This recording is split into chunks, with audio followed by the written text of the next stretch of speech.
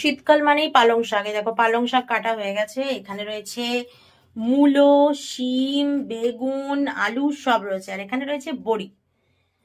আর এখানে রয়েছে ভোলা মাছ। এখানে রয়েছে কাতলা মাছ। একটু আগে আমি আর জয় বাজার করেছি, একটু আগে না অনেকক্ষণ হয়ে গেল বাজার করেছি। এখন ধোয়াধুয়ি করে সব রাখা হয়ে গেছে, এবার রান্না হবে। আর শীতকালে জানো তো আমাদের বাড়িতে পালং শাকটা রেগুলার হয়। আর পালং শাকের জন্য বড়ি তো লাগবেই। বাজার অনেক কিছু হয়ে গেছে, এখন সর্ট করা হয়ে গেছে, এবার রান্নার পালা। জয় বেরিয়ে গেছে কাজে।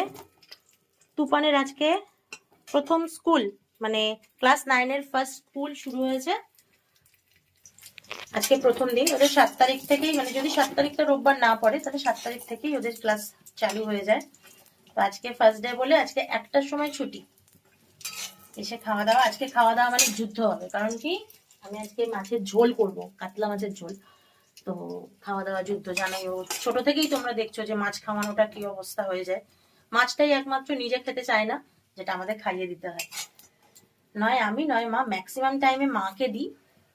তো এখন আবার হয়েছে কি, মাও পুরোটা খাওয়াতে পারে না, এত ডিস্টার্ব করে, খেতে চায় না, লাস্টে গিয়ে আমাকে আবার ধরতেই হয়।